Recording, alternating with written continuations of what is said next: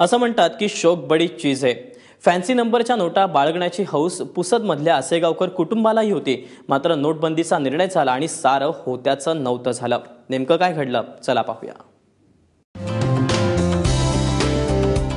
पुसदमधल्या आसेगावकरांचं घर नोटांचं घर म्हणून ओळखलं जातं। बघाल तिकडे नोटाच नोटा।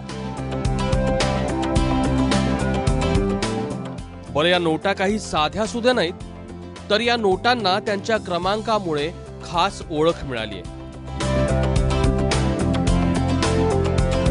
कुठे एकाच रांगेतल्या क्रमांकाच्या नोटा, तर कुठे 786, तर कुठे उतरत्या क्रमांकाच्या नोटा। पण मोदींच्या नोटाबंदीमुळे या फॅन्सी नंबर धारण केलेल्या तब्बल 1,35,000 नोटा रद्दी झाल्या। पण म्हणून या नोटा गोळा करणारे दीपक आसेगावकर निराश झाले नाही। माझं धन तर सगळे आनंदाचं धन आहे, त्यामुळे मला काही त्रास नाही।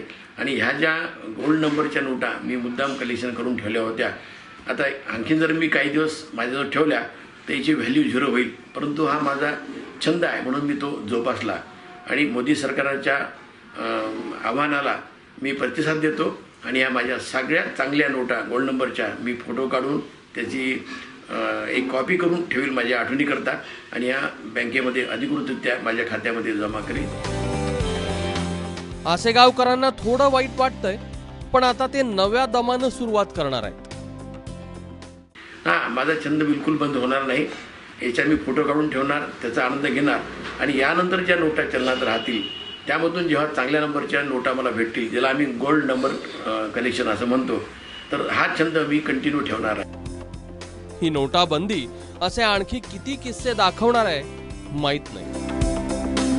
कपिल शामकुवर, एबीपी माझा, पुसद, यवतमाळ।